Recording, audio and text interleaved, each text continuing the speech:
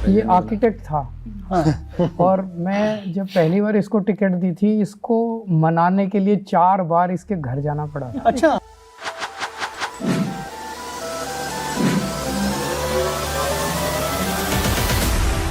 मैं मानता हूँ पूरे पॉलिटिकल स्फेयर में अरविंद केजरीवाल ऐसे नेता हैं जिसकी हाईएस्ट आईक्यू है। आईक्यू भी है, ईक्यू भी है, पीक्यू भी हो ना, पॉलिटिकल क्वेश्चन वो भी बहुत हाई है। आशी जी हैं, इनसे तो बात करते हुए डर लगता है कि इतनी पढ़ाई लिखाई करके मुख्यमंत्री पद तक पहुंच जाएंगे। ये घर वालों ने, आपने दोनों ने सोचा था? आपने सोचा था कि बाद में जेल तक पहुंच जाएंगे आप? अब साथ काम करने में फिर ताज मिलेगा उसको भी ले लेंगे, जेल मिलेगी उसको भी झेल लेंगे, क्या है। आप लोग जिस हिसाब से आप लोग पंगे ले रहे थे, अब आप चौथे पास राजा की कहानी सुनाएंगे और आप सोचेंगे दादा जी आपको 5 स्टार में खाना खिलाएगा। मोदी जी की नज़र इन दोनों के ऊपर है। सत्येंद्र जी, क्या वाकई में इतनी यातना जेल में दी जाती है? जितना मतलब वजन कम होने का कारण क्या केवल ये था, टॉर्चर था, मानसिक टॉर्चर था, फिजिकल टॉर्चर था? ये बड़े दुख की और खेद की बात है। कांग्रेस के लिए देश इम्पोर्टेंट नहीं है। एक मंदिर में जब आप जाते हो, आप पूजा करते हो, कभी पुजारी ने आपसे पूछा है कि आप चुनावी हिंदू हो, कि आप कौन से वाले हिंदू हो, कि आप पॉलिटिकल हिंदू हो, कि आप, ये क्या है? ये क्या बदतमीजी है? नमस्कार, मैं हूं संजय शर्मा। आप देख रहे हैं 4 PM न्यूज़ नेटवर्क। मेरे यहाँ टीम में लगभग 90 लोग काम करते हैं और मैं बड़ा परेशान रहता हूँ। कभी कभी छोटी छोटी बातों में ना, इसको रूठूँ वो मन जाता है, वो उसको बनाऊँ वो रूठ जाता है। इस तरह की चीज़ें मुझे छोटे से संस्थान चलाने में आती हैं। लेकिन मैं कुछ लोगों को देखता हूँ कि बाकी तो लोग अपने संस्थान चला लेते हैं, लेकिन अगर ये बात ऐसी कोई पॉलिटिकल पार्टी की हो जाए, तो पॉलिटिकल पार्टी एक आंदोलन से खड़ी हुई हो, नए नए चेहरे जिसमें जोड़ रहे हो, फिर वो सब लोग कैसे साथ रहते हैं? और फिर उसमें भी जब देश के सबसे ताकतवर लोग उस पार्टी को ख़त्म करने पे आमादा हो, किसी के छापे पड़ रहे हो, किसी को जेल भेज दिया जा रहा हो, फिर उनको डर लगता है या नहीं लगता? ये मेरे लिए बड़ा कौतूहल का विषय था। जेल के नाम से खौफ आता है, और जेल भी ऐसी वैसी नहीं जैसे हमारी यूपी की है कि माफिया जेल में और फ़ोन कर रहे हैं वहाँ से, संजय भाई कैसे हो। ऐसी जेल है नहीं। जेल ऐसी जिसमें किसी को किसी से ना मिलने दिया जाए, घर वालों से भी ना मिलने दी जाए, मतलब कोई सावरकर टाइप की जेल। तो मैंने बड़ी रिक्वेस्ट की एक ऐसी पार्टी के मुखिया अरविंद केजरीवाल जी से। मैंने कहा कि मेरी बड़ी तमन्ना है कि आज आपकी टीम के वो लोग जो अचानक आंदोलन से निकले, सब साथी हो गए, तो इनके यहाँ भी क्या कोई रूटने मनाने का, मैनेज करने का काम किया जाता है? तो मैंने बहुत बार अनुरोध करना पड़ा केजरीवाल जी से कि सब लोग बैठे साथ में बातचीत करें। और मैं कोई बहुत वैसे वाले सवाल नहीं पूछूंगा जो आप लगातार आप देखते रहते होंगे। नेता से वही पूछना है, नेता का वही जवाब आना है। इनसे पूछो तो वो जवाब आएगा, कांग्रेस से पूछो तो वो जवाब आएगा। तो आज कुछ अलग हट के बात करते हैं। मैं मुलाकात कराता हूँ, मेरे साथ अरविंद केजरीवाल जी हैं, आप सब हीरो ही हैं, मनीष सिसोदिया जी हैं, ये भी उतने तेज चमकते हुए दिखाई दे रहे हैं, आशीष जी हैं। इनसे तो बात करते हुए डर लगता है कि आप दुनिया की इतनी पढ़ी लिखी जगह से होकर आई हैं, देश की सबसे पढ़ी लिखी मुख्यमंत्री। हम तो कम पढ़े लिखे हैं, इसलिए थोड़ा आप तो डर के बात करेंगे। सत्येंद्र जी हैं, इनका फोटो, आपको फोटो दिल को दहला गया था जब आप जेल से निकले थे, लेकिन अभी भी आप उतनी लाइव उतनी बढ़िया। और सौरभ भाई अपने हीरो, तो आपको बहुत स्मार्ट सी देखते हैं। इनका कोड भी बहुत अच्छा। आती मैंने कोड की तारीफ करी, मैंने कहा तो राघव चड्डा जी का कोड या इनका कोड, लोगों का कोड लगता है। अरविंद जी, सबसे मज़ेदार बात, पहला सवाल ये, लोग कहते हैं कि दो तरीके से लोगों को मनाया जा सकता है। बहुत प्यार से रहो तो मनाया जा सकता है, या फिर प्रिंसिपल की तरह रहो, डांट डपट के रहो। तो ये सारे लोग प्यार से रहते हैं या कुछ, या प्रिंसिपल वाली भूमिका में रहते हैं? मुझे डांटने वाटने की ज़रूरत नहीं पड़ती और कोई मेरी डांट सुनता भी नहीं है इन लोगों में। सो हम सब लोग मिलके निर्णय लेते हैं, सब लोग एक टीम की तरह, एक परिवार, टीम भी नहीं मैं कहूँगा, परिवार है हमारा।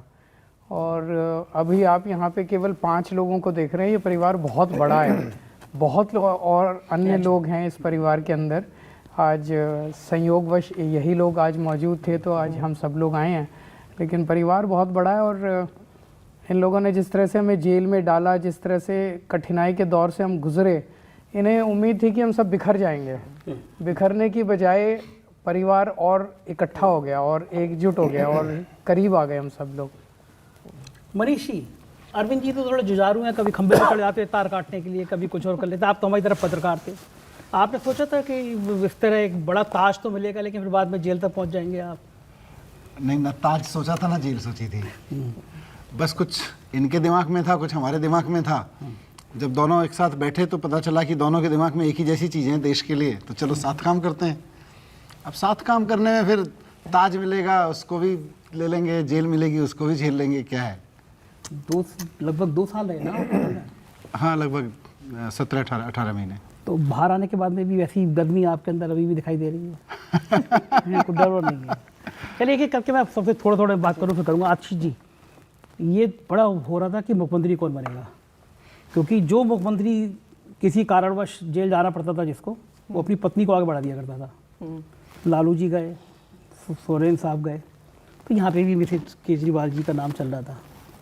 फिर लोगों ने कहा नहीं, केजरीवाल जी बहुत दिमाग से चलते हैं, वो कोई ऐसा चेहरा रखेंगे कि महिलाएं थोड़ी सी पटपटा जाएं, ठीक ठाक रहें।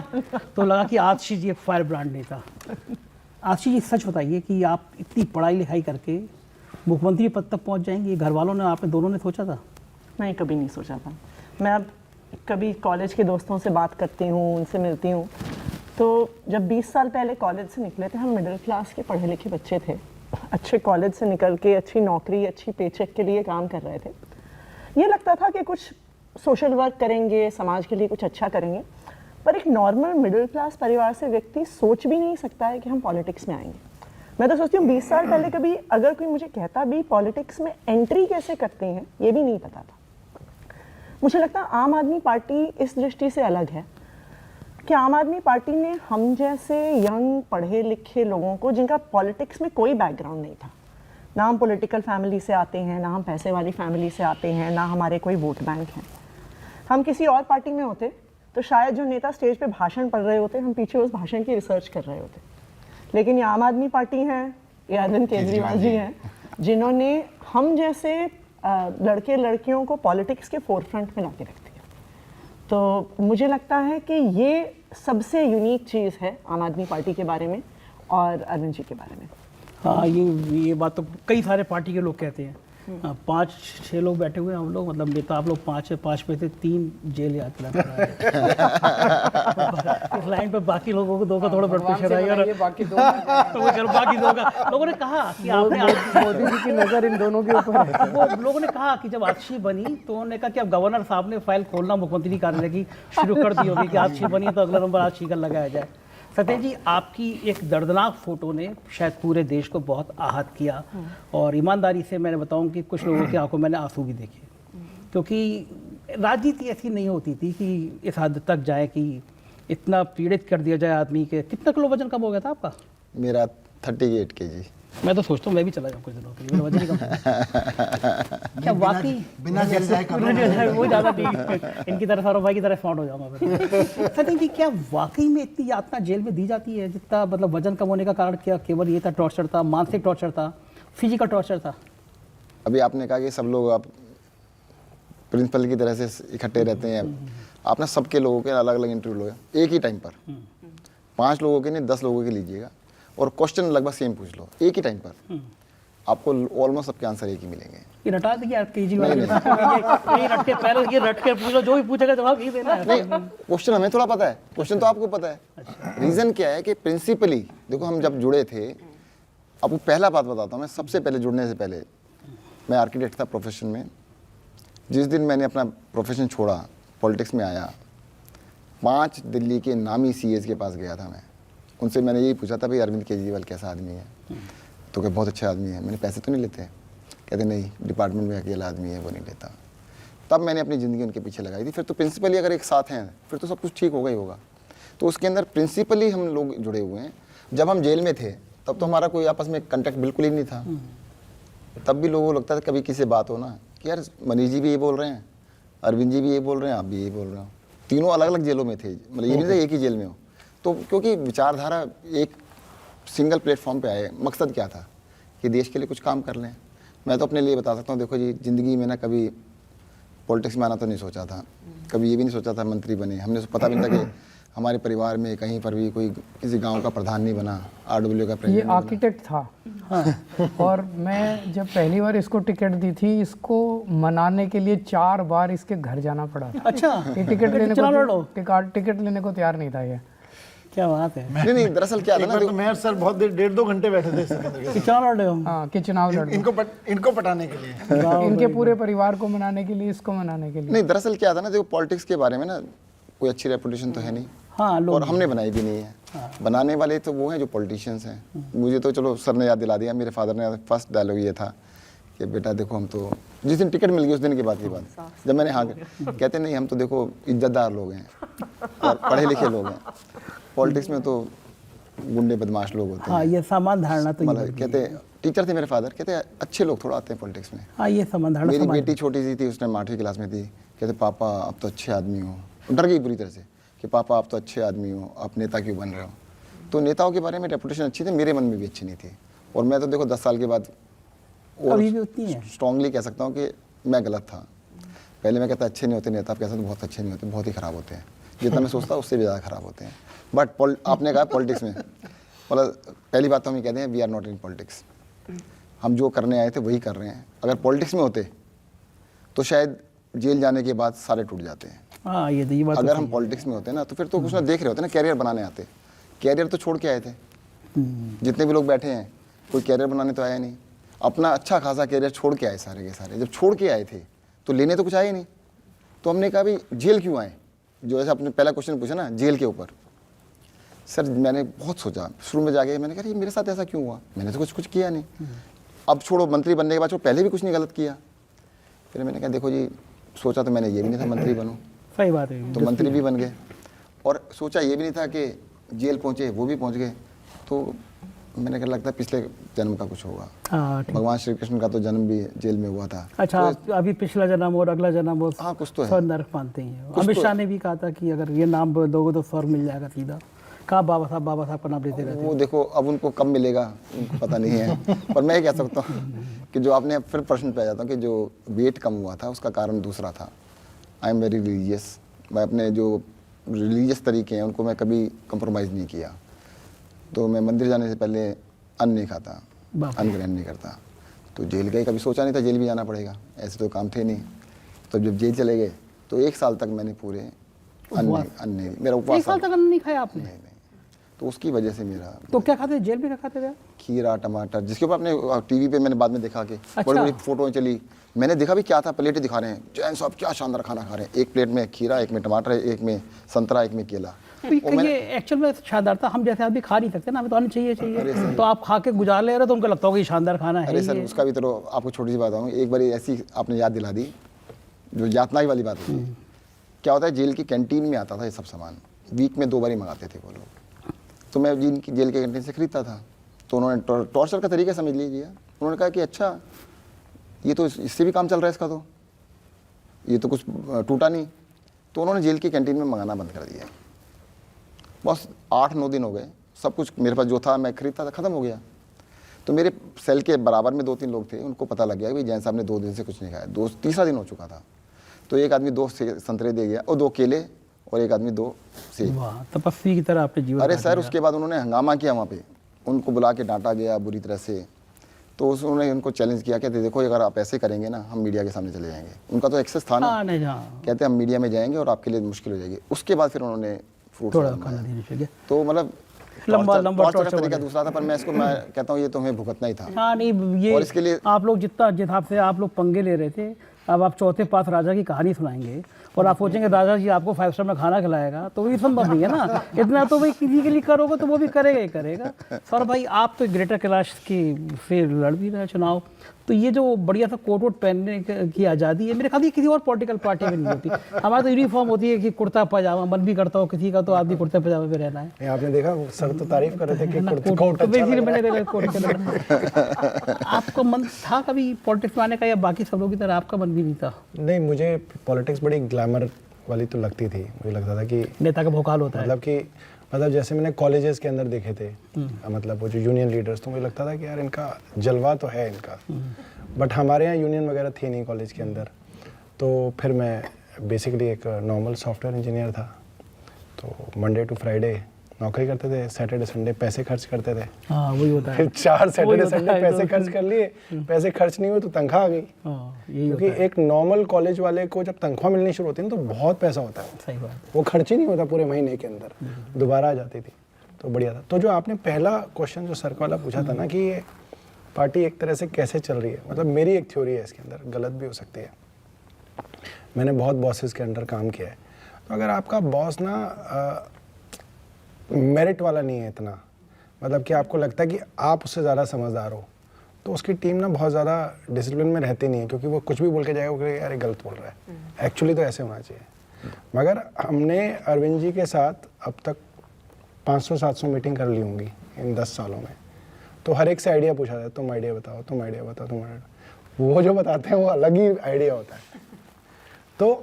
तो एक आदमी ऐसा है जिसके पास, और ये बात मैं पहले बोलता था कि आपके पॉलिटिकल स्फेयर में मोदी जी की कितनी आईक्यू है आपको अंदाजा है, मुझे तो है।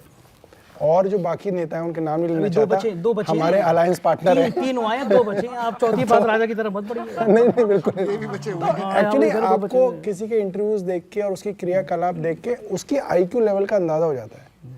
तो मैं मानता हूँ पूरे पॉलिटिकल स्फेयर में अरविंद केजरीवाल ऐसे नेता हैं जिसकी हाईएस्ट आईक्यू है।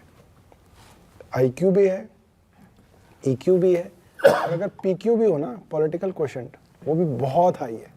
मतलब साधारण लोगों से एक्सेप्शनली हाई है।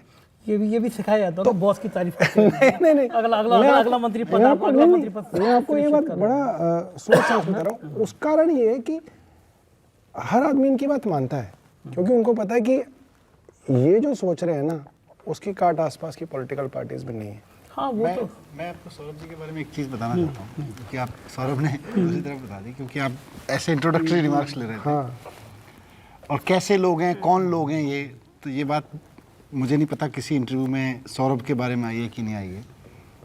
एक बार मैंने विधानसभा में बोली थी शायद। सौरभ जब ये हमारा मूवमेंट था जन लोकपाल वाला, इंडिया अगेंस्ट करप्शन का, उसमें इन्वॉल्व हो गए थे और फिर पार्टी बन गई। पार्टी के बाद जब हम 2013 का चुनाव लड़ रहे थे, तो चुनाव से पहले जब हम संगठन बना रहे थे पार्टी का, तो सौरभ की विधानसभा नहीं, मतलब मैं उसको सौरभ की विधानसभा नहीं कह सकता उस वक्त। बहुत सारे लोग थे उसमें। एक गांव में एक मीटिंग रखी गई, वहाँ मुझे बोलने के लिए बुलाया गया। अब उस मीटिंग के जो ऑर्गेनाइजर थे, मीटिंग हो गई, बाद में मुझे बताया, सौरभ के गांव में नहीं थी वो, सौरभ किसी और शाहपुर जेट में, शाहपुर जेट में मीटिंग थी। तो वहाँ ऑर्गेनाइजर ने मुझे बताया, हमारे ही वॉलंटियर थे वो, कि सर इससे मिलिए, ये ना सौरभ भारद्वाज हैं, सॉफ्टवेयर इंजीनियर हैं। तो उस वक्त हमें भी लगता था कि भाई जितने पढ़े लिखे लोग पार्टी में जुड़ेंगे और अच्छा है, पर ठीक है, चारों तरफ से हम जोड़ ही रहे थे और सबको इंकरेज कर रहे थे जितने वॉलंटियर्स थे, कि भाई जैसे सत्येंद्र के बारे में बताया कि सत्येंद्र के तो घर हाथ जोड़ के पटाखे लाए थे इनको। तो सौरभ से मुझे मिलवाया, तो किसी ने, उस समय इनकी शादी होने वाली थी, है ना सौरभ, होने वाली थी। तो हाँ, अच्छा। तो और सौरभ पूरे आंदोलन से इतने प्रभावित थे और इनकी अपने अंदर इतनी देशभक्ति जागी हुई थी कि भाई इन्होंने मुझे बताया, सर मेरी ना अभी शादी होने वाली है, आप शादी में आना।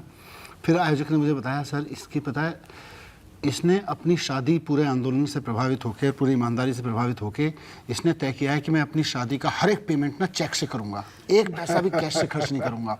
अच्छा, मेरे दिमाग में बहुत गूंजती रही ये बात। मैंने कहा एक ऐसा लड़का हमारे आंदोलन में है जो शादी भी कर रहा है ना, चेक से तो एक पैसा भी ब्लैक में, मतलब किसी को नहीं दे रहा, कि कैश नहीं दे रहा, टेंट वाले को, इसको उसको सब चेक से खर्च करेगा, सैलरी से। की बात है 2012-13 की 13 जनवरी में शादी हुई। तो ये मीटिंग हुई होगी 12 में, 2012 में पार्टी बनने के बाद।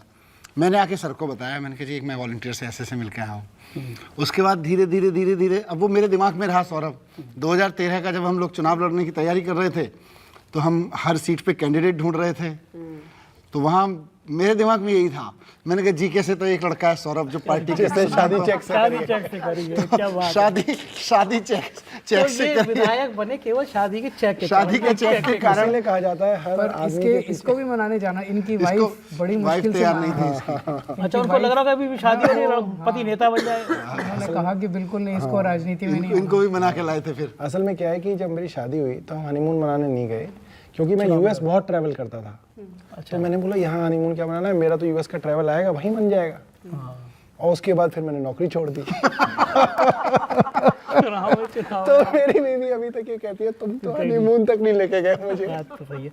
अरविंद जी, जो आदमी जहाँ तक पहुँचता है, मैंने बहुत सारे लोगों में देखा, उसकी कॉलेज लाइफ से ही दौर शुरू हो जाता है। मतलब मैंने कई प्रैक्टिकली अपने करीबियों को देखा है। तो ये जो दिमाग लोग कहते हैं, जैसे आपके, ये तो मैं मान लूँगा ये आपके डर के मारे कह रहे हैं, मैं मान लूँगा। लेकिन अपोजिशन वाले भी ये कहते हैं, ईमानदारी से, मेरे बीजेपी के कुछ मित्र वो कहते हैं, अरविंद केजरीवाल का जो दिमाग है ना, उसको कोई पढ़ नहीं सकता। हमने ये पढ़ा था दिमाग तो हमारे पास भी उतना ही है, 100 ग्राम 250 ग्राम आपके पास भी है, लेकिन ये जो एक्स्ट्रा करंट आपका आता है तो ये डायरेक्ट बजरंगबली का कनेक्शन है, ये आप निकाल के कहाँ से ले आते हैं? देखिए, अगर आपकी नीयत साफ हो, सबसे इम्पोर्टेंट वही है जो भी इन्होंने कहा कि आइडियोलॉजी, सत्येंद्र ने भी ये कहा कि हमारी सबकी आइडियोलॉजी, विचारधारा एक है और सबकी नीयत ये है कि देश के लिए कुछ करना है। हम अपने लिए कुछ करने के लिए नहीं आए।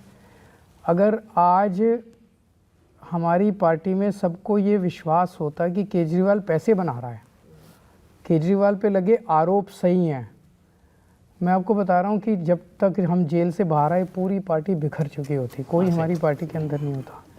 आज सब लोग हमारी पार्टी में इसलिए एक साथ हैं क्योंकि सबको पता है कि सबकी नीयत साफ़ है, साफ़ नीयत से हम सब लोग एक साथ हैं। जब मैं जेल से बाहर आया, जब आतिशी जी को सीएम पद के लिए हमने सब ने मेरे को कहा वो जो नीतीश के साथ हुआ था वही हो जाएगा, किसी ने कुछ और एग्जाम्पल दिया, किसी ने। हमें डर की ज़रूरत ही नहीं है क्योंकि सबकी नीयत एक ही है, सबकी नीयत साफ़ है। कोई यहाँ पैसे कमाने नहीं आया, कोई यहाँ पद के लिए नहीं आया, कोई यहाँ लालच के लिए नहीं आया। तो जब उसके लिए नहीं आए, सबकी नीयत साफ़ है, तो सारे उसी पर्पज़ के लिए काम कर रहे हैं। कोई किसी पद पे काम कर रहा है, किसी को कोई जिम्मेदारी मिली हुई है, किसी को कोई जिम्मेदारी मिली हुई है। तो अंत पंत में सारी चीज़ ले दे के नीयत पे आ जाती है, और जब नीयत साफ़ है तो फिर बजरंगबली का आशीर्वाद भी मिल ही जाता है। हाँ, मैंने तो उन दिनों में जब आतिशी जी बनने वाली थी, महारानी सीरियल आया था, उसमें जब पति जेल में जाता वो अपनी पत्नी को बना देता, लेकिन पत्नी फिर पति को गायब कर देती है। तो जब मुझे लगा कि आप देश की सबसे पढ़ी लिखी लड़की को आप मुख्यमंत्री बना रहे हैं, तो बहुत सारे ख्याल तो आपके मन में भी आए तो होंगे, आप बताएं ना बताएं अलग विषय। नहीं, बिल्कुल कि नहीं। कुर्सी आप ताज दे रहे हो किसी को। आप ये देखो कि डिसीजन मेकिंग तो मेरे ही हाथ में थी।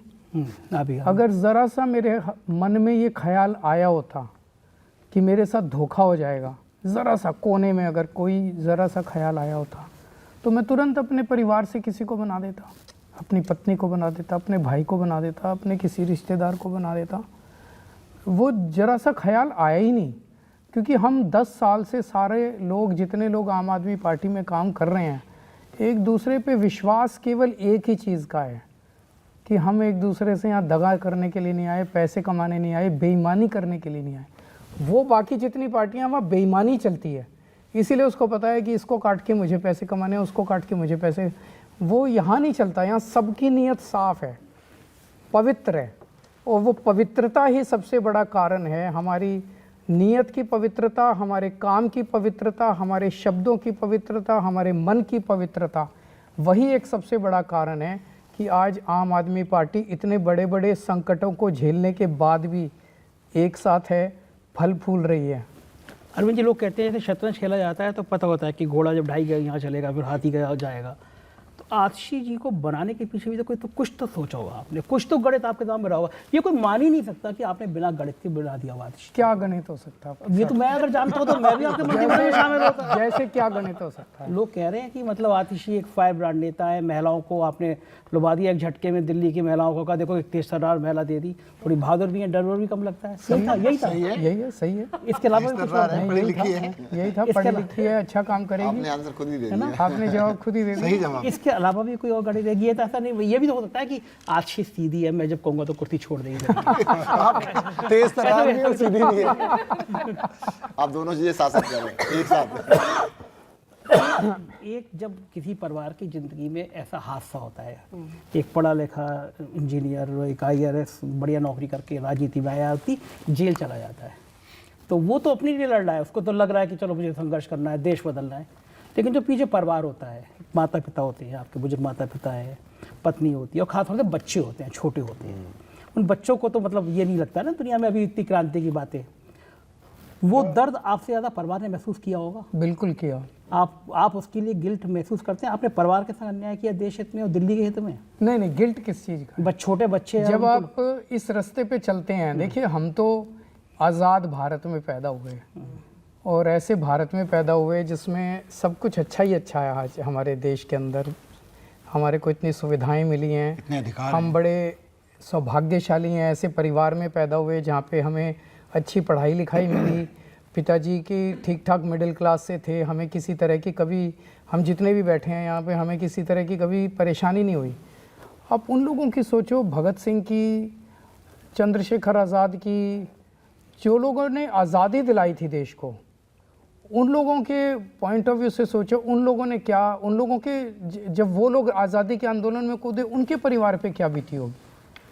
हमारे परिवार पे बीती, मैं मानता हूँ हमारे परिवार पे बीती, लेकिन जब हम राजनीति में आए तो हमारे परिवार को पता था कि हम राजनीति में जा रहे हैं और कुछ भी हो सकता है राजनीति के अंदर।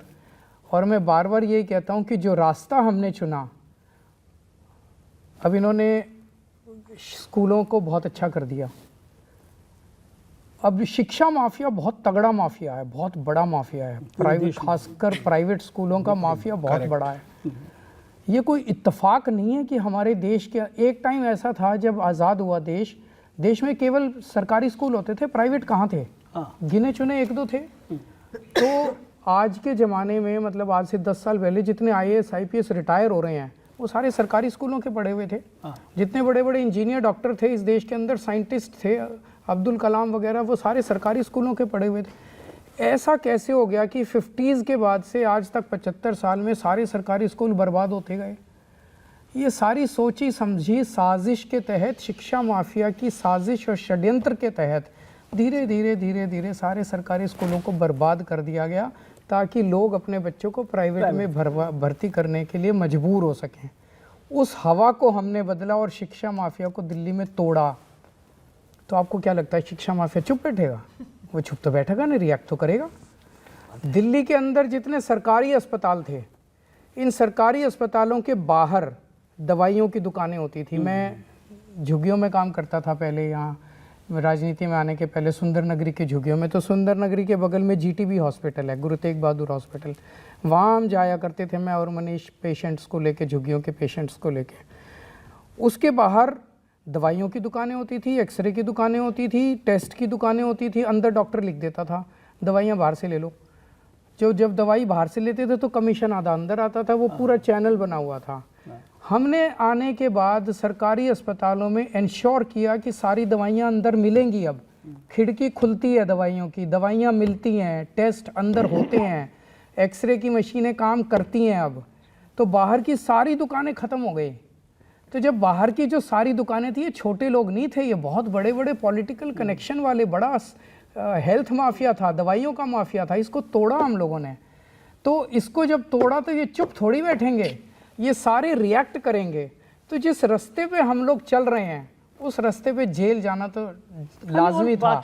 अगर हम भी पैसे से सत्ता और सत्ता से पैसा, हमारी सो कॉल्ड लिकर केस के अंदर एक मामला सामने आया जिसके अंदर एक आदमी को गिरफ्तार कर लिया गया। उसने 50 करोड़ रुपए उनकी पार्टी में जमा कराए और उसको बेल हो गई।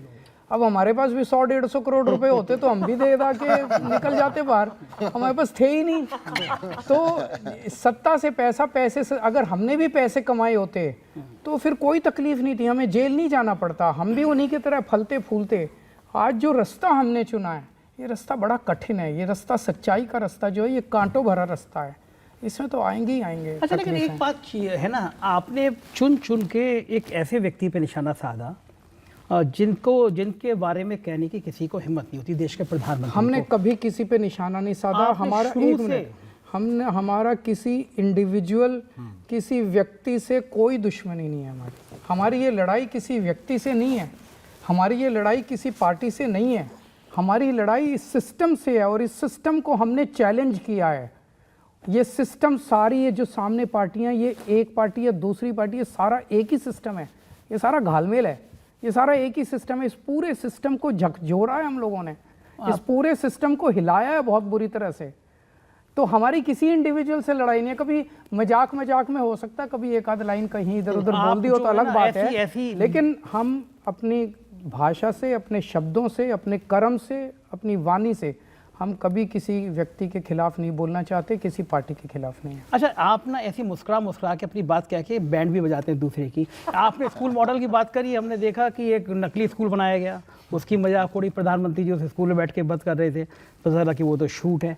इसी तरह जो आप विधानसभा में अंदर आके एकदम आपके अंदर जोश आ जाता है, आपने प्रधानमंत्री जी के लिए जो जो कहा, मैंने खास तौर से वो चौथी पास की वाली कहानी बताई, तो ये कहानी भी तो आपने सोची होगी ना। आपको पता है कि 2014 से 10 साल हो गए, आपके अलावा देश का कोई नेता ऐसा है जो सीधा इस तरह हमला करता है उन पे, उनके डिग्री पे हमला करता हो, उन पे उनके अज्ञानता पे हमला करता हो। आप सीधा सीधा उसी पर्सनालिटी पे हमला करते हैं, रावण की नाभि की तरह हमला करते हैं, क्योंकि आपको पता है कि आप वहाँ पे हमला करेंगे तो पूरी पार्टी तिलमिलाएगी।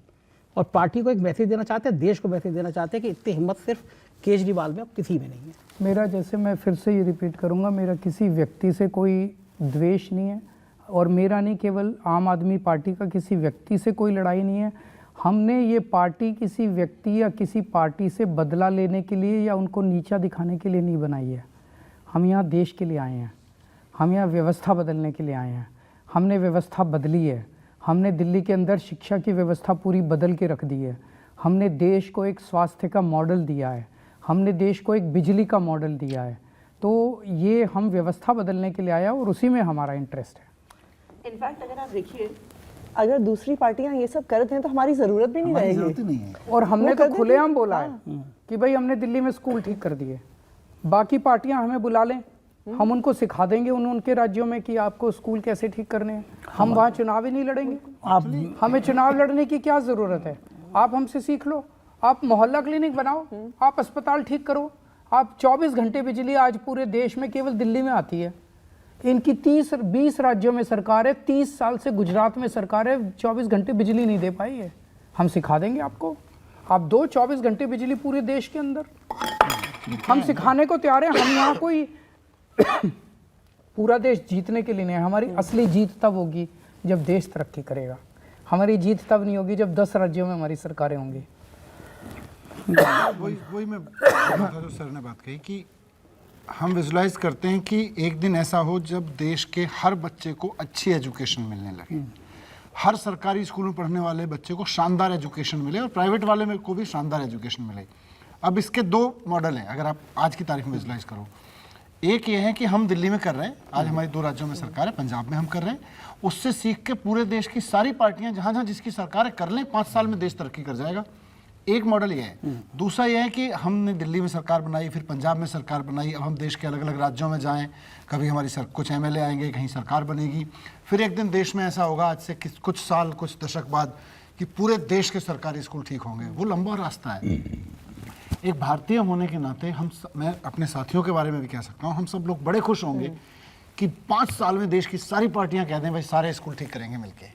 हाँ, जो होगा हम तो उस राज्य में चुनाव लड़ने भी नहीं जाएंगे। आप ऐसी बातें कह रहे हो जो कभी होगा नहीं, इसीलिए आप क्या कर सकते, क्यों नहीं कर सकते? मतलब मुझे समझ नहीं आता यार, 20-20, 25-25 साल हो गए। मैं आपको एक छोटा सा उदाहरण देता हूँ। जब गुजरात का चुनाव लड़ने हम जा रहे थे तो मेरे गुजरात के साथियों ने कहा कि हम आपको ना गुजरात के स्कूल दिखाना चाहते हैं, सरकारी स्कूल बड़े बुरे हाल में हैं। सर ने भी कहा कि आप जाओ, आप दिल्ली के एजुकेशन मिनिस्टर हो, यहाँ दिल्ली में काम किया है। तो मैंने गुजरात के अपने मित्रों से कहा, ईशुदान भाई से और इनसे गोपाल इटालिया जी से, कि यार गुजरात में ना मेरा हंस ये कहता है कि मोदी जी वहाँ मुख्यमंत्री थे, इतने लंबे समय तक प्रधानमंत्री बने हैं, स्कूल ख़राब नहीं होंगे। बोले नहीं सर बहुत ख़राब हैं। तो मैंने कहा यार ऐसा ना हो तुम, मतलब मैं स्कूल में जाऊँ और फिर वहाँ कहें मुझे मोदी जी के स्कूलों की तारीफ़ करनी होगी, तो क्यों ले जा रहे हो? तो मुझे गोपाल इटालिया जी ने और ईशुदान जी ने कहा कि आप ऐसा करो, हम आपको गुजरात के शिक्षा मंत्री के हलके में लेके चलेंगे, उनके कॉन्स्टिट्यूंसी में लेके चलेंगे और उनके कॉन्स्टिट्यूंसी के गांव में नहीं शहर के स्कूल दिखाएंगे। उनके आत्मविश्वास पे मुझे भरोसा था। मैंने कहा जब कह रहे हैं तो चलते हैं। अहमदाबाद से उतर के हम कितने पता नहीं 150-200 किलोमीटर दूर है वो, वहाँ पहुँच गए 2-3 घंटे चल के।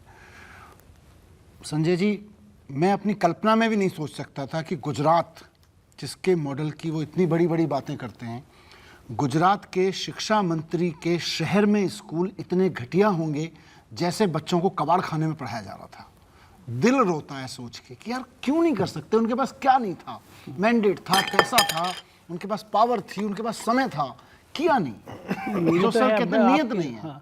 गुजरात में तो तब भी आपको सम्मान से वापस कर दिया। उत्तर प्रदेश के स्कूल देखने आए थे, दरोगा ने धमका दिया था आपको।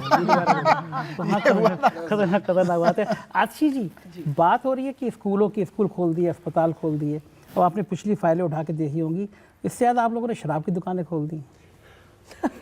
देखिए क्या है कि अब इनकी समस्या क्या है इन दूसरी पार्टियों की, कि इन्हें आम आदमी पार्टी और दिल्ली सरकार समझ में नहीं आती है। इनको ये समझ में नहीं आता है कि ये ऐसी कैसी सरकार है जो 10 साल में अपना बजट दुगने से ज़्यादा कर देती है। ये कैसी सरकार है जो बिजली भी फ्री देती है, पानी भी फ्री देती है, इलाज भी फ्री देती है, अच्छी शिक्षा भी फ्री देती है, बस यात्रा भी फ्री देती है, फिर भी मुनाफे में चलती है। अच्छा, ये कैसी सरकार है कि जहाँ पे 10 साल के बाद भी आप देखिए, किसी और राज्य में आप सोच सकते हैं क्या कि 10 साल मुख्यमंत्री रहने के बाद जब अरविंद जी ने इस्तीफा दिया, उस राज्य में उनके पास घर ही नहीं था, वो किराए का घर ढूंढ रहे थे, वो किसी और के घर में रह रहे थे। अब क्या है कि अगर ऐसे सरकारें चलेंगी और अगर ऐसे लोग पॉलिटिक्स में आएंगे जो ईमानदारी से काम करेंगे, स्कूल भी ठीक कर देंगे, अस्पताल भी ठीक कर देंगे, सड़कें भी ठीक कर देंगे, बिजली भी फ्री दे देंगे, पानी भी फ्री दे देंगे, तो इन सारी पार्टियों की तो दुकानें बंद हो जाएंगी। तो इसलिए इन्हें कोई ना कोई कहानी तो गढ़नी थी और इन्होंने वो कहानी गढ़ी और वो कहानी पूरे देश ने देख लिया कि सुप्रीम कोर्ट ने किस तरह केंद्र सरकार की सारी एजेंसीज पे तमाचा मारा। हम 2014 में सुनते थे कि केज्ड पैरेट कहा जाता था, लेकिन सुप्रीम कोर्ट ने फिर से इसी केस में, सो कॉल्ड लिकर केस में, यही कहा कि ये जो सारी एजेंसियां हैं ये पिंजरे में बंद चिड़िया की तरह हैं और इनको इंडिपेंडेंट होना चाहिए। तो ये जो पूरा लिकर केस हुआ, ये इस बारे में नहीं था कि किसी पार्टी ने पैसा खाया, किसी सरकार ने पैसा खाया। ये पूरा केस इसलिए था कि आम आदमी पार्टी को ख़त्म करो, इसके नेताओं को ख़त्म करो, इस नई प्रकार की राजनीति को ख़त्म करो, फिर इनकी इमेज को टार्निश करो। Main mind exactly. आपको फाइल पे साइन करते थे, डर तो नहीं लगता है कुछ? देखिए, अगर डर लगता होता तो इस पार्टी से बहुत पहले चले गए होते। और मुझे लगता है कि पिछले 10 साल में जो हमें करने का मौका मिला है दिल्ली में, कि हमने लाखों बच्चों की ज़िंदगी को बेहतर किया है, इतने लोगों को जिनको इलाज नहीं मिल पाता था इलाज दिया है। आज दिल्ली में इतने परिवार हैं जो अपना घर इसलिए चला पाते हैं क्योंकि दिल्ली सरकार इतनी सहूलियतें देती है। मुझे लगता है ये मौका भगवान कुछ ही लोगों को देता है। तो अगर भगवान ने ये मौका दिया है तो जो हमसे बेस्ट हो सकता है वो हमें करना जरूरी है। भगवान जी का कनेक्शन तो अरविंद जी का बढ़िया है। उन्होंने वो पुरोहितों को, पंडितों को, ये सब भी आप प्रधानमंत्री कहते हैं ना, रेवड़ी वाली योजना आपने शुरू करी। ये चुनाव के टाइम में आपको ये पंडित और सब लोग क्यों नजर आए, पुजारी और सब लोग? एक मतलब कुछ होते हैं जो बड़े बड़े मंदिर हैं, बड़े बड़े मंदिरों के कुछ बड़े बड़े चंद पुजारी हैं, उनके पास हो सकता है कि रहने खाने की अच्छी व्यवस्था हो, लेकिन एक छोटे से मंदिर का एक छोटा सा पुजारी वो तो समाज सेवा ही करता है, धार्मिक सेवा ही करता है। रोज़ सवेरे 3 बजे उठता है और अपने सारा वो करने के बाद पूजा पाठ करता है, फिर भगवान जी को, अपनी मूर्ति को नहलाता है, फिर कपड़े पहनाता है, फिर आरती करता है, फिर न जाने, और फिर जितने लोग आते हैं, श्रद्धालु आते हैं, उन लोगों की सेवा करता है, उनकी पूजा करवाता है और पूरा दिन करने। कई लोगों से मैं मिला हूँ, किसी को 3,000 रुपये, किसी को 4,000 रुपये, किसी को 5,000। आज 5,000 में किसी का घर चलता है? नहीं चलता। तो अगर मैंने उनके लिए 18,000 रुपये की घोषणा कर दी, भारतीय जनता पार्टी ऐसे टूट के पड़ी है जैसे मैंने कोई पाप कर दिया। अरे तुम भी कर दो ना, तुम क्यों नहीं कर देते? तुम भी कर दो। कह रहे हैं केजरीवाल चुनावी हिंदू है। मैं अभी परसों सालासर गया था।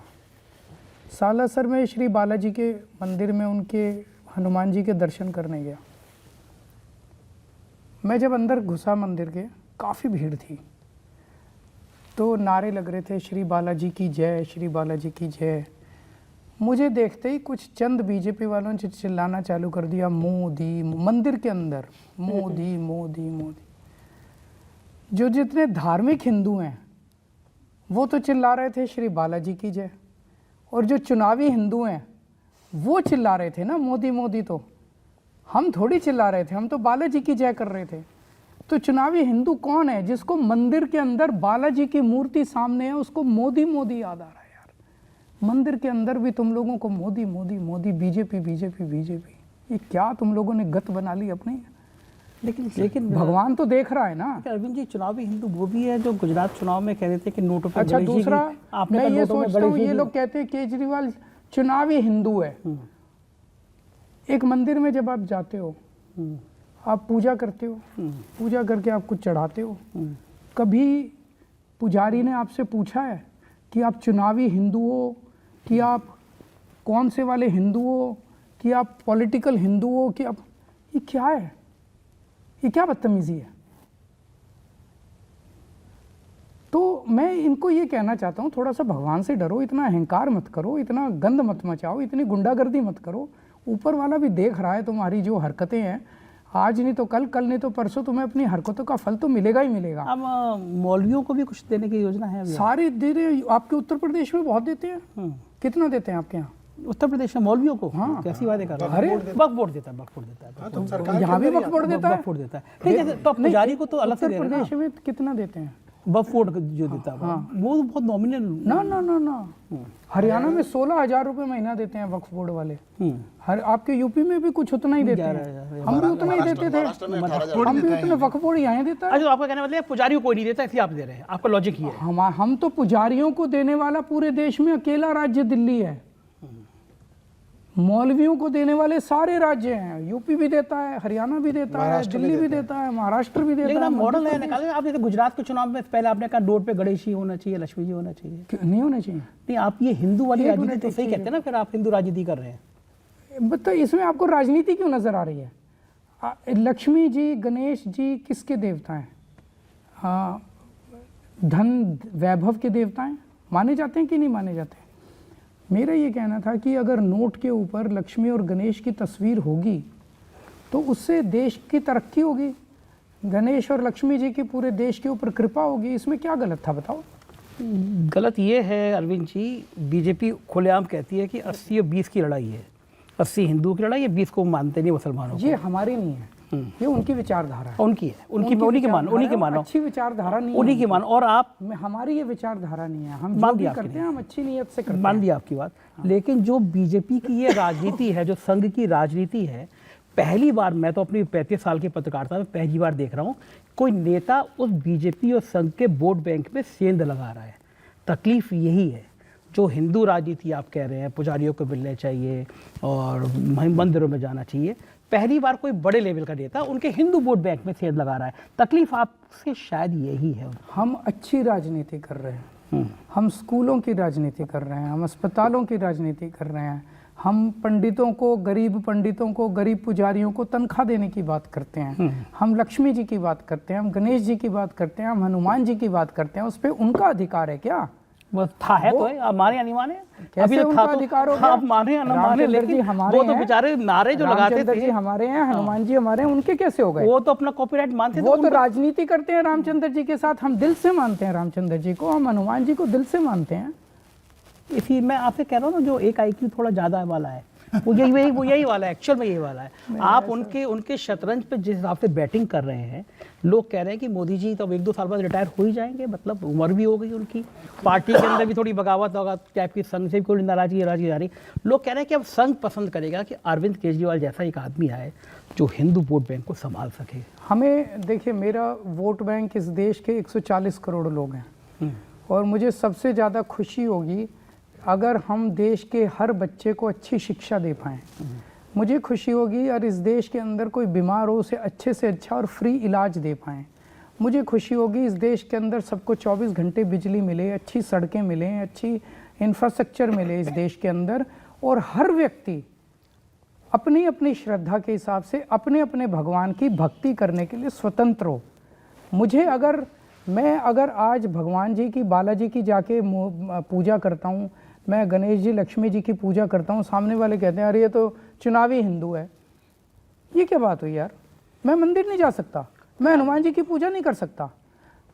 लोग कहते हैं कि आप शाहीन बाग पे चुप हो जाते हैं, मंदिर चले जाते हैं। तो शाहीन बाग के क्या बोलूँ मैं उस पर? मतलब आप वो इनकी राजनीति का हिस्सा, ये कर रहे हैं राजनीति।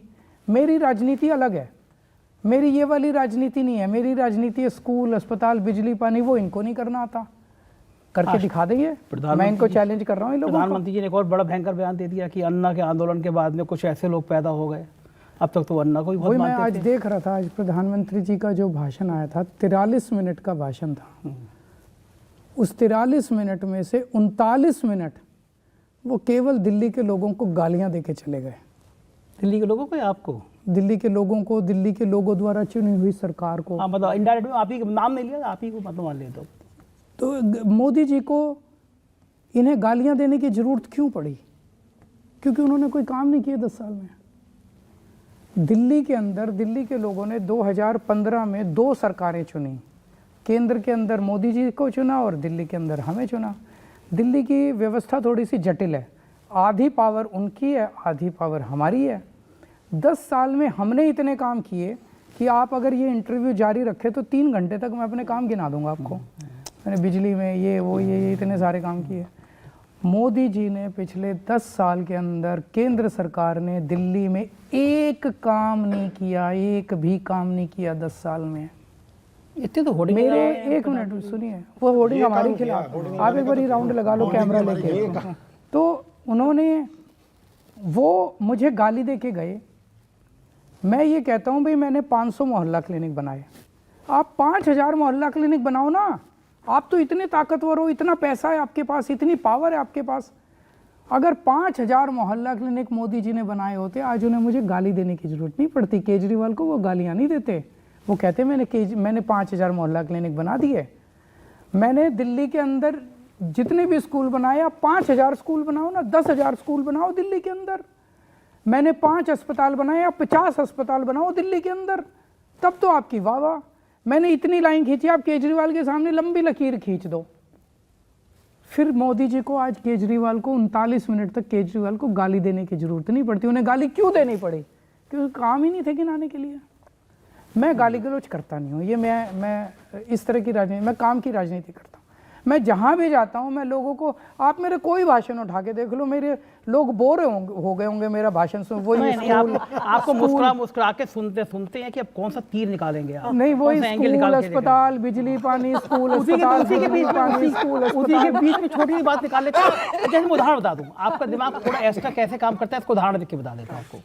हरियाणा महाराष्ट्र के बाद पूरी कांग्रेस ईवीएम कर रही थी, पूरे उससे पहले भी ईवीएम होती थी। अकेले आपने पता नहीं कौन सा जासूसी रॉकेट है आपका, आपने कहा कि नहीं ईवीएम नहीं, खेल मतदाता सूची में होता है, सबूत के साथ। मैंने मान लिया। तो ये बात पूरी कांग्रेस इतनी बड़ी पार्टी, इसको समझ में नहीं आती। ये मैं कह रहा हूँ, ये एक्स्ट्रा वाला पॉइंट कहाँ से आ जाता है आपके पास? नहीं, सच्चाई है ये। हमने देखा कि उन्होंने शाहदरा के अंदर एक विधानसभा में भारतीय जनता पार्टी ने अपने लेटर हेड पे मोहर लगा के 11,000 वोटर्स के नाम कटवाने की एप्लीकेशन दायर की। तो ऊपर वाले का आशीर्वाद है मेरे ऊपर, बच गया। बीजेपी के अंदर से किसी ने लाके उसकी कॉपी मेरे को दे दी। आपका नेटवर्क है वहाँ पे भी, यही मैं कहना चाह रहा था ना, आपका नेटवर्क वहाँ भी है। तो अंदर से सारी कॉपी आ गई, वो 11,000 वोटर्स की लिस्ट हमारे पास आ गई। हमने 500 की रैंडम चेकिंग कराई तो पता चला 378 मौजूद थे अपने घर में, और वो सारे आम आदमी पार्टी के वोटर थे। और कहते हैं रोहिंग्या सारे के सारे हिंदू और सारे पूर्वांचली और दलित। तो इसका मतलब पूर्वांचली और दलितों के वोट कटाने की और आम आदमी पार्टी के वोट कटाने का षड्यंत्र रच रहे थे ये लोग। मैंने मीडिया के सामने रख दिया। बच गए वो लोग, कटे नहीं ना? नहीं कटे नहीं, वो बच गए। तो यानी ये एक ट्रम्प कार्ड जो था, ये माना जाए कि ईवीएम से ज़्यादा बड़ा खेल उन राज्यों में भी जहाँ पे हारे, ये 2 खेल खेल रहे हैं ये लोग। हाँ। नाम कटवा रहे हैं दूसरी पार्टियों के। मैंने अपनी विधानसभा में पकड़ा इनके लोगों को, घर घर जाते हैं, घर घर जाके कहते हैं हम न्यूज़ चैनल से आए हैं, इस बार आप एक सर्वे कर रहे हैं किसको वोट देंगे। कुछ लोग बताते हैं, कुछ लोग नहीं बताते। अब इनको 100% तो चाहिए ही नहीं। मान लो मेरी विधानसभा इन्होंने 10,000 लोगों की पकड़ ली है कि आम आदमी पार्टी को कौन कौन वोट, उसकी एप्लीकेशन डाल देते हैं वोट कटवाने के लिए। आप यही पूछोगे ना भाई इनको कैसे पता चला ये आम आदमी पार्टी के वोट, सर्वे कराते हैं ये लोग, और फिर उनका वोट कटवाने के लिए डाल दी। इसी तरह से 8-10 हज़ार वोट ऐड करवाने के लिए डाल देते हैं, फर्जी वोट करवाने के लिए। 20,000 वोटों का अगर हेर फेर हो गया, क्या बचेगा चुनाव में? चुनाव खत्म है उसके बाद। आपको लगता है कि हरियाणा महाराष्ट्र में भी किया गया होगा? मेरे को तो लगता है शायद हुआ है। किसी को इस पर रिसर्च करनी चाहिए। अगर रिसर्च करेंगे तो ये निकल के आएगा, पक्की बात है, मेरे को लगता है, मेरा हंच है। अरविंद जी, इतनी बड़ी पार्टी, आपके पास तो संसाधन भी कम है, आप लोग आधे टाइम तो जेल में रहते हैं, कांग्रेस नहीं कर पाती है काम, क्या कारण है? मतलब क्यों नहीं इनसे लड़ने की तरकीब कर पाती? आपसे ज्यादा ताकतवर पार्टी है, 3 राज्य ये आपको उनसे ही पूछना चाहिए। मैं आप, चूंकि मैं इसलिए कह रहा हूँ कि आपको पॉलिटिकल अध्ययन बहुत है, किसकी टांग कहाँ खींचनी है आप मुझसे ज़्यादा बेहतर समझते मेरा काम कोई टांग खींचने का नहीं है। आज आप मेरी टांग खींचने में लगे हुए, मैं ये देख रहा हूँ। मुझे लग रहा है कि आपसे बहुत सारी चीज़ें मैं ज्ञान हासिल कर सकता हूँ। नहीं सचिन जी, आप मानते हैं मतलब सीए का काम, आर्किटेक्ट का काम तो अच्छा है, मकान वकान अच्छा बन जाए, पार्टी भी कैसे अच्छी बनती है, ठोक पटाई कहाँ से होती है, अरविंद जी को आता है ना ये काम? अरविंद जी ने अपने कई साथियों को बाहर भी कर दिया। कुमार विश्वास आजकल बड़े गंदा गंदा बोल रहे हैं। इंटेंट वाली जो बात बताई ना, इंटेंट क्लियर है, अगर क्लैरिटी ऑफ थॉट है तो क्लटर होगा ही नहीं। और क्लैरिटी में देखो इतनी सारा डिसीजन चल रहा है, सारी बात में क्या आया, काम, हमारी बात होती है काम की, उनकी बात होती है राजनीति की।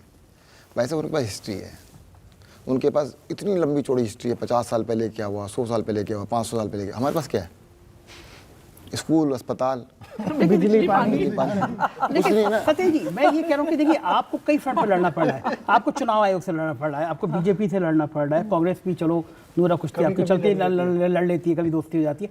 एक और बड़ी ताकत है जिससे आपको लड़ना पड़ रहा है, वो है मीडिया।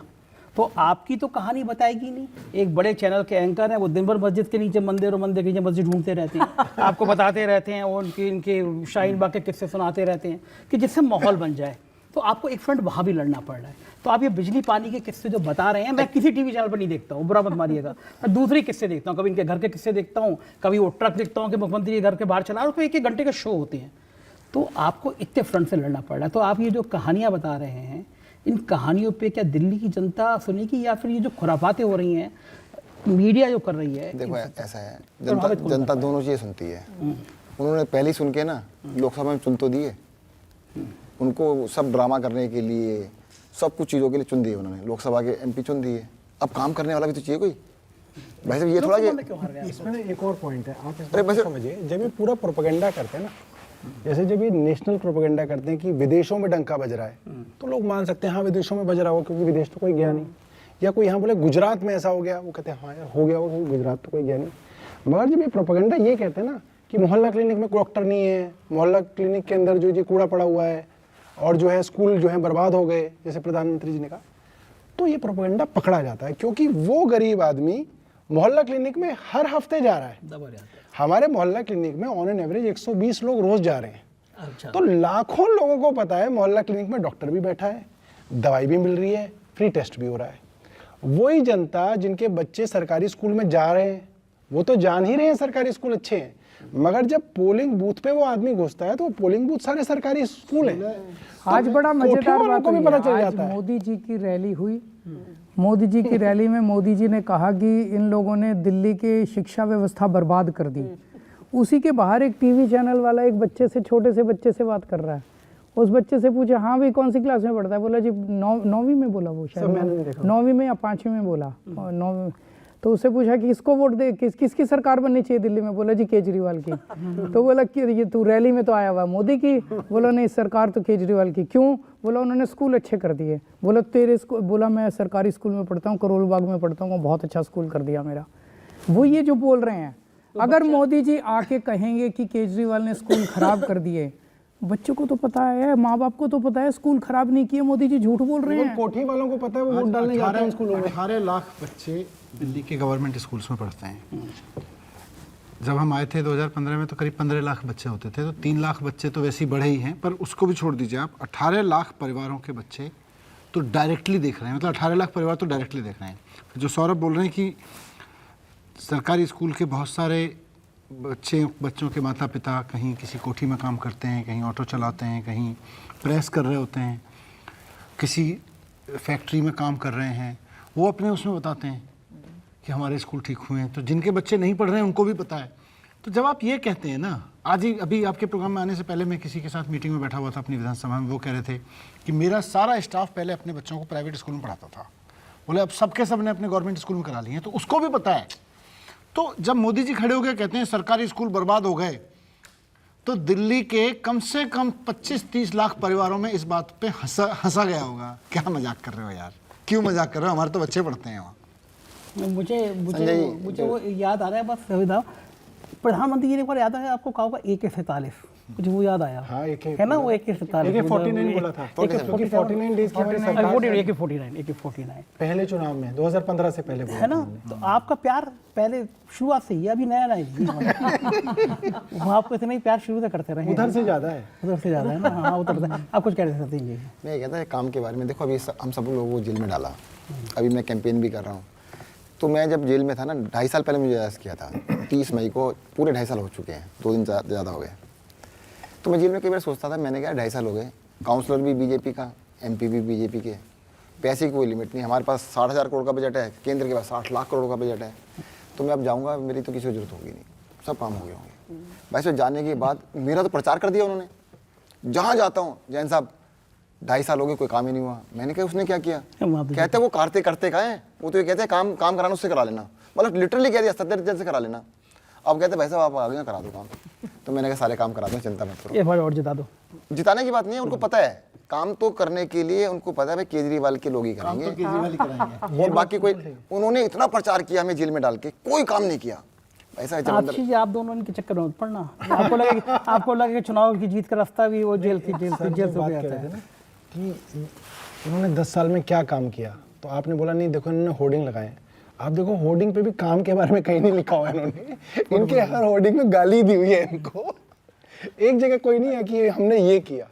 आज आप देखिए मोदी जी ने क्या किया, उन्होंने 10 साल के बाद 3 कॉलेज का शिलान्यास किया, ईंट लगाई एक।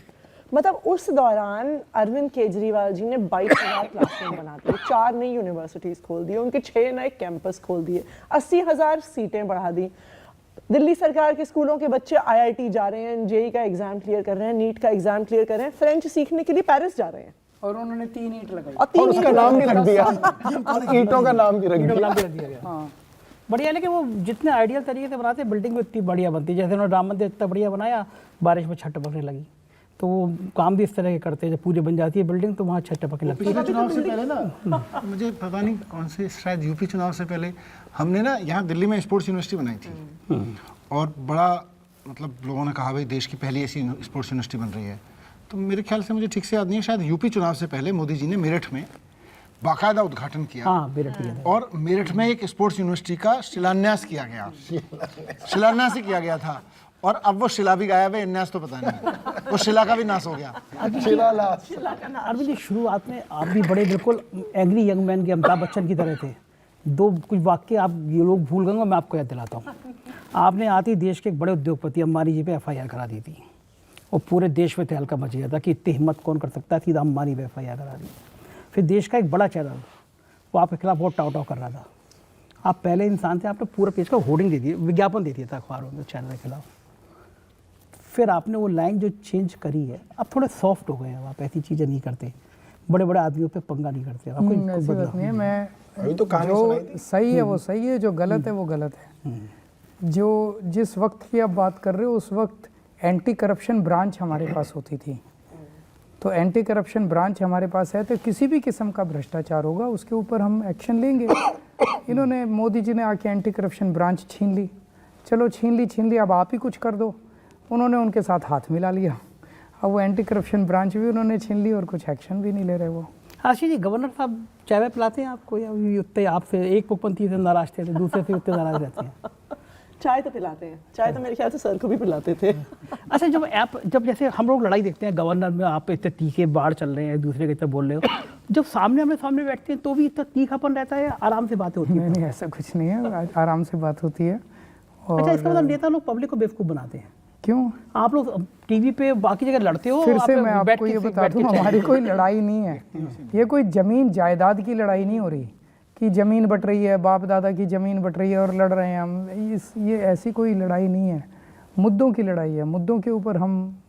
अब अजय तो अच्छा एक चीज़ बताओ, मैं क्यों लड़ूंगा किसी के साथ? हम किस लिए लड़ते हैं? हम लड़ते हैं जब दिल्ली के शिक्षा के अंदर किसी किस्म की कमी की जाती है, हम लड़ते हैं जब कोई मोहल्ला क्लिनिक रोक दिए जाते हैं। आपको पता है, हमने मोहल्ला क्लिनिक जब बनाए थे, इन्होंने बुलडोज़र लाके बनाए 8-10 मोहल्ला क्लिनिक, नहीं सतेंद्र, बुलडोज़र से तुड़वा दिए इन्होंने बनाए। हाँ, कारण गलत, इलीगल नहीं, ना, वो बनने नहीं देंगे। और फिनलैंड टीचर्स नहीं जाने दिए। और आपने जैसे ये 10 दिन का तो अनशन एलजी हाउस के अंदर जाके किया था, वो तो पब्लिक के सामने था। सीसीटीवी कैमरों की फाइल क्लियर नहीं की एलजी साहब ने।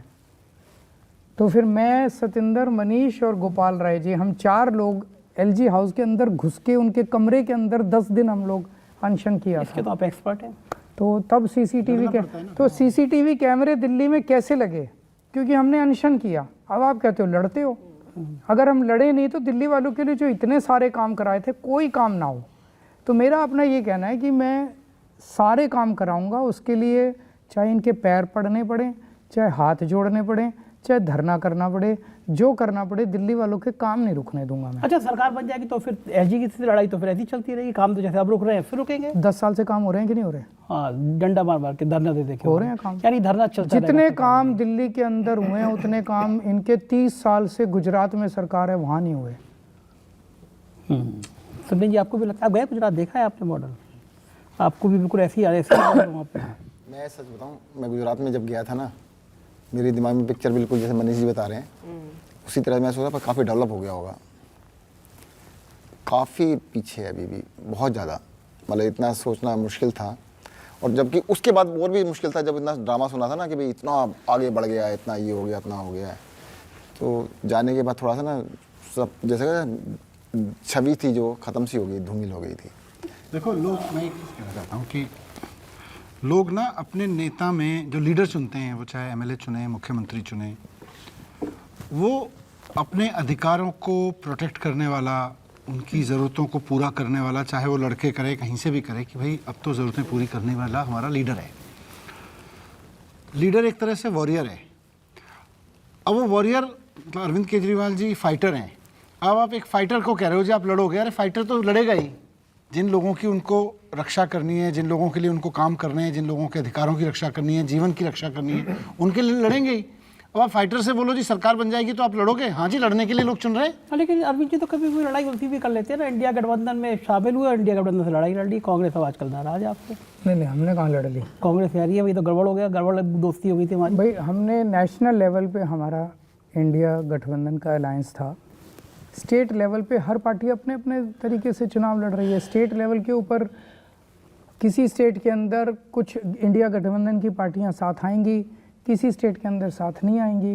वो स्टेट लेवल के ऊपर अलग अलग पार्टियों का। अच्छा, ये पब्लिक बेचारी बड़ा समझ में नहीं आती। यहाँ पे संजय सिंह आके वहाँ पे महाराष्ट्र पे कह रहे थे कि कांग्रेस बड़ी अच्छी है, यहाँ पे आके कहेंगे कांग्रेस बड़ी खराब है। तो ये पब्लिक तो बड़ा कंफ्यूजन है कि आप लोग, मतलब हम बड़ा कंफ्यूज हैं, है ना? हम बड़ा कंफ्यूज हैं। लोकसभा के अंदर कांग्रेस के कैंडिडेट्स के लिए मैंने प्रचार किया। जब मैं 15 दिन की इंटरिम बेल पे आया था, मैंने समय निकाल के अपने कैंडिडेट्स का प्रचार छोड़ के इनके कैंडिडेट्स के लिए प्रचार किया। आज कांग्रेस के सारे नेता मेरे को दिल्ली चुनाव के अंदर हराने में लगे हुए हैं। क्या ये सही है? आप बताओ। संजय सिंह महाराष्ट्र के चुनाव में कांग्रेस के लिए भी प्रचार करके आए, शिवसेना के लिए भी प्रचार करके आए, एनसीपी के लिए भी प्रचार करके। अब वही कांग्रेस जिसके लिए संजय सिंह महाराष्ट्र में प्रचार करके आए, वो कांग्रेस दिल्ली में हमें मोदी जी के खिलाफ, बीजेपी के खिलाफ हराने में लगी हुई है, सारी जम के लगी हुई है। आपने सही राहुल गांधी को फोन करके कहा क्यों नहीं, क्यों कर रहे हो ऐसा? हम तो दोनों दिख नहीं रहा, उनको दिख नहीं रहा, उन्हें रोकना नहीं चाहिए। बात क्यों नहीं करते आप लोग? नहीं, करेंगे, लेकिन ये क्या उनकी सहमति से हो रहा है? मतलब उनके बिना जाने हो रहा है? तो ईगो की लड़ाई आपको? ईगो की कहाँ लड़ाई? अगर चुनाव से पहले आप बात कर लेते कि यार हम लोग मिलकर लड़ लेते हैं तो? नहीं, मिलकर भाई, दिल्ली के अंदर वो परिस्थितियां नहीं है कि कांग्रेस के साथ गठबंधन हो। लेकिन आप 24 घंटे एक भी स्टेटमेंट कांग्रेस के नेताओं का बीजेपी के खिलाफ नहीं आता। संदीप दीक्षित ने कंप्लेंट की मेरे खिलाफ कि मैं महिला सम्मान योजना की रजिस्ट्रेशन कर रहा हूँ, कुछ था ही नहीं। और उसी विधानसभा के अंदर बीजेपी के नेता जो हैं पैसे बांट रहे हैं खुलेआम, कैश, उसकी शिकायत नहीं करते कांग्रेस वाले। तो आपने उनकी मां की राजनीति खत्म कर दी, तब भी बेटा भी आपके पक्ष में करेगा? मैं क्यों कब बोल रहा हूँ कि मेरे पक्ष में करेगा?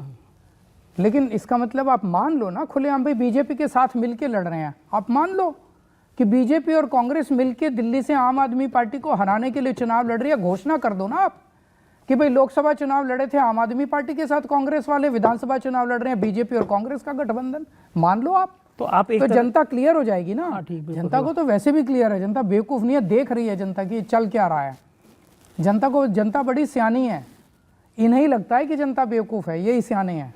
कांग्रेस को लग रहा है कि आप यहाँ से अगर रवानगी कर देंगे तो कम से कम पंजाब में वो फिर ताकत में आ जाएगी। आपने कांग्रेस का वोट बैंक आपको लग रहा है कि कांग्रेस हमारी रवानगी कर देगी? कांग्रेस को लग रहा है रवानगी। एक बड़ी चीज देखो, दिल्ली में 70 सीटें हैं।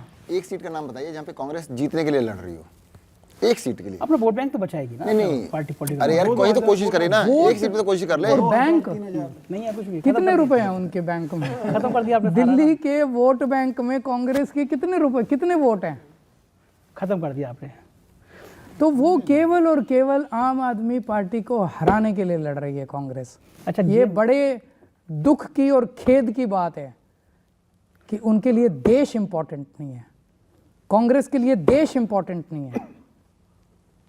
मुझे नहीं पता उनके लिए क्या इंपॉर्टेंट है। आपने भी गेम प्लान तो सही किया। जैसे इंडिया गठबंधन के अखिलेश यादव आ रहे हैं, वो कह रहे हैं हम केजरीवाल को सपोर्ट करेंगे। ममता बनर्जी कह रही है हम केजरीवाल को सपोर्ट करेंगे।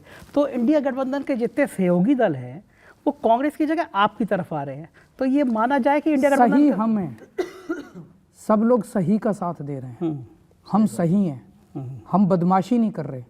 कांग्रेस बदमाशी कर रही है, पीठ पीछे बीजेपी के साथ अलायंस कर रही है कांग्रेस।